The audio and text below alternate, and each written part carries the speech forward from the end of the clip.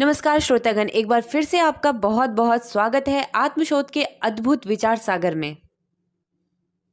अगर आपको हमारे द्वारा बनाई गई वीडियोस अच्छी लगती हैं तो आप वीडियो को लाइक कर सकते हैं और उसके साथ ही साथ बिल्कुल ना भूलें हमारे चैनल को सब्सक्राइब करना और बेल आइकन पे ज़रूर क्लिक कर लें, जिससे कि आने वाली हर वीडियोस की नोटिफिकेशन आपको आसानी से मिल जाए। जीवन का सुख मनुष्य के सोच पर निर्भर करता है, इसलिए हमें अच्छे विचारों को खुद में निवेश करना चाहिए। अनावश्यक बातें या अनावश्यक विचारों का संचय न करें, अर्थात अपने दिमाग को गोदाम नहीं बनाएं। मात्र उपयोगी और महत्वपूर्ण विचारों को ही अपने दिमाग में रखना चाहिए। अपने जीवन में सुख को प्राप्त करने का मात्र एक उपाय है, इच्छाओं पर नियंत्रण। जिस किसी ने भी अपने इच्छाओं पर नियंत्रण करने का थोड़ा भी कोशिश किया, वह सुख के आनंद को पा लिया। आकांक्षाएं और कामनाएं एक ऐसा दीपक है जो सुखी और शांत जीवन को भी खोखला कर देता है। एक छोटा सा प्रसंग सुनाता हूँ।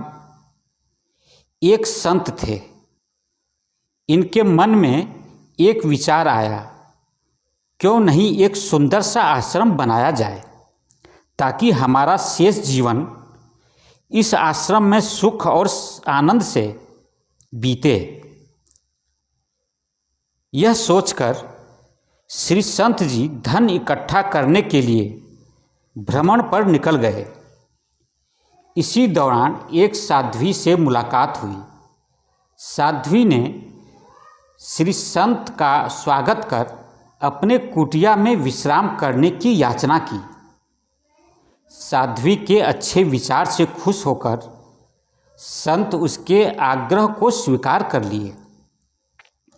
साध्वी ने संत को स्वादिष्ट भोजन कराकर विश्राम के लिए चारपाई पर एक दरी बिछा दी और खुद पतली सी टाट बिछाकर लेट गई।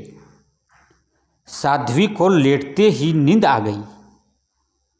उधर संत जी को चारपाई पर नींद नहीं आ रही थी, क्योंकि संत जी को मोटे मोटे और नरम नरम गद्दे पर सोने की आदत थी। संत जी महाराज सोचते रहे कि इस कठोर जमीन पर कैसे इतनी चैन की नींद आ सकती है। जब सुबह हुआ तो संत जी साध्वी जी से पूछा, तुम कैसे इस कठोर जमीन पर इतनी चैन से सो गई?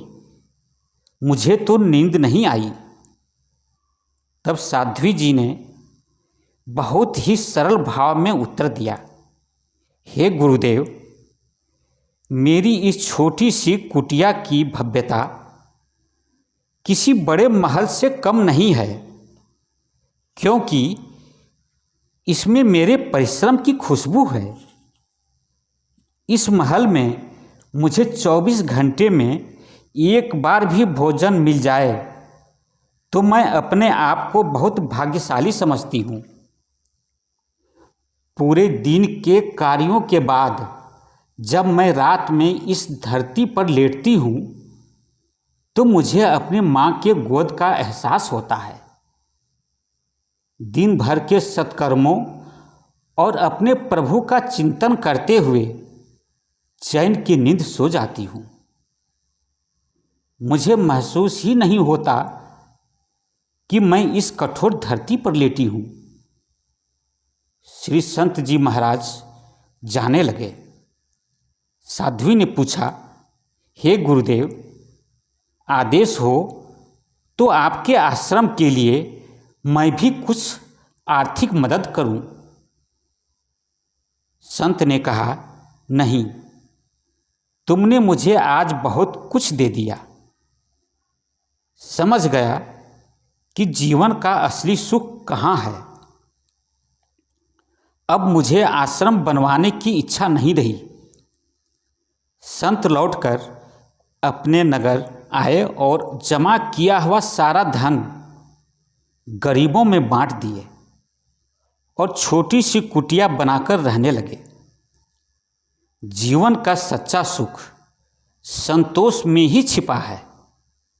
जिस तरह साध्वी एक वक्त के भोजन में ही अपना सौभाग्य समझती थी और कठोर जमीन पर चैन से सो जाती थी, यह संतोष के कारण ही सुख की अनुभूति हुई।